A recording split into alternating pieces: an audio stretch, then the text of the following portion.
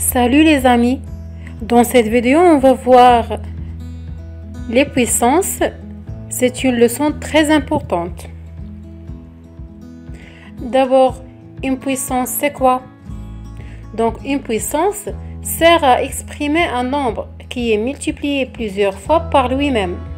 Par exemple, si on écrit 2 fois 2 fois 2 qui est égal à 8, et on veut simplifier cette écriture, on peut écrire 2 et en haut on écrit 3.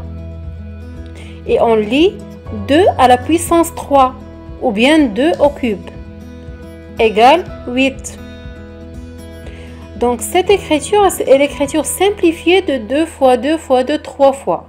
Donc 3 précise le nombre de fois que 2 est répété dans le produit. Par exemple, si on prend 5 fois 5 qui est 25, on peut écrire 5 à la puissance 2 égale 25. Et on lit 5 à la puissance 2 égale 25 ou 5 au carré égale 25. Donc, à la puissance 3, se lit au cube et à la puissance 2 se lit au carré. Si on prend 3 fois 3 fois 3 fois 3 4 fois, égale à 81. Et on peut simplifier cette écriture en écrivant 3 à la puissance 4 égale 81. En général, si x est un nombre quelconque, et n bien sûr un nombre entier naturel, si on écrit x à la puissance n, ça veut dire que x est multiplié par lui-même n fois. Donc n précise le nombre de fois que x apparaît dans le produit. Donc c'est la définition générale. Donc si on écrit x à la puissance n, alors x à la puissance n s'appelle une puissance.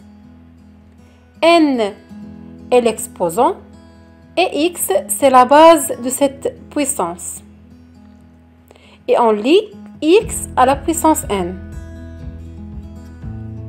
À apprendre que 1 à la puissance n ou bien n à la puissance n'importe quel nombre, c'est 1 fois lui-même n fois, c'est-à-dire c'est 1. Donc 1 à la puissance n'importe quel nombre, c'est 1. Et 0 aussi à la puissance n'importe quel nombre, c'est 0. Mais si on prend n'importe quel nombre à la puissance 0, c'est toujours 1. Attention à ne pas confondre l'écriture 2 à la puissance 4 qui est égale à 2 fois 2 fois 2 fois 2 4 fois avec 2 à la puissance 4 égale à 2 fois 4. Cette écriture est fausse.